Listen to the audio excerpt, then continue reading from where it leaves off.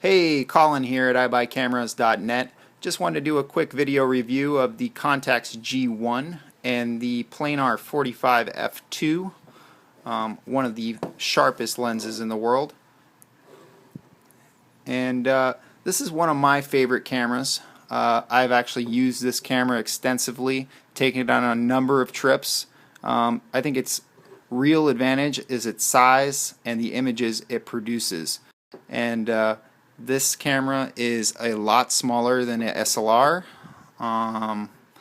It's a little bigger than a point and shoot, but still a great size. It's going to fit in your bag. It's going to hang over your shoulder, and you'll be able to walk around pretty much all day and not really notice that it's even there.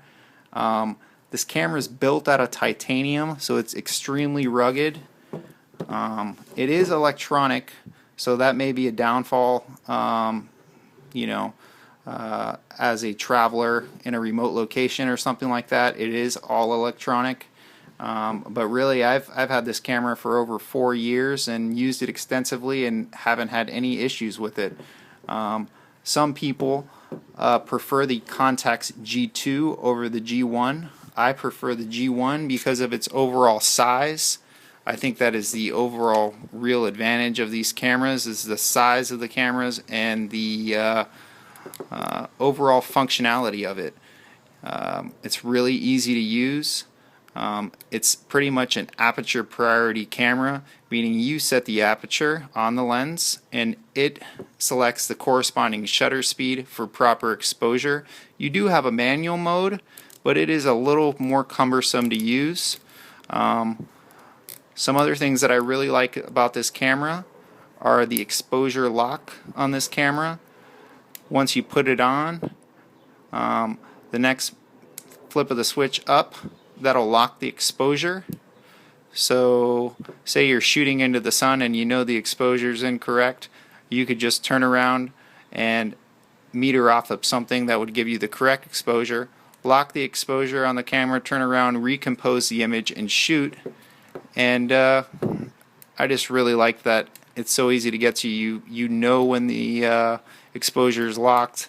The other thing is just the way this camera feels in your hand. It's, as I said, built out of titanium. It looks awesome, feels awesome. It's got some of the best lenses in the world, probably the crown jewels of the camera world. These are kind of forgotten lenses that are kind of coming back just because of the adapters that are being made, so they're able to be used on the current 4/3 cameras like the Panasonic G series and the Sony Nex series, and really some of the best lenses out there, comparable to the Leica lenses at a fraction of the cost. So if you've never used one of these lenses, never used this camera, I would strongly urge you to try them out. Awesome lenses. There is a 21, a 28, a 35, a 45, and a 90, and a 16 millimeter that'll probably set you back around $2,000 if you can find one. But your everyday lenses, the 45 is renowned as the sharpest lens in the series. I really like all the lenses. They are all super sharp, and I haven't had any issues with any of them.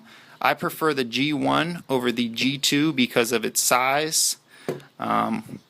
Some people prefer the G2 over the G1 because they say it focuses faster, focuses better overall, especially in low light.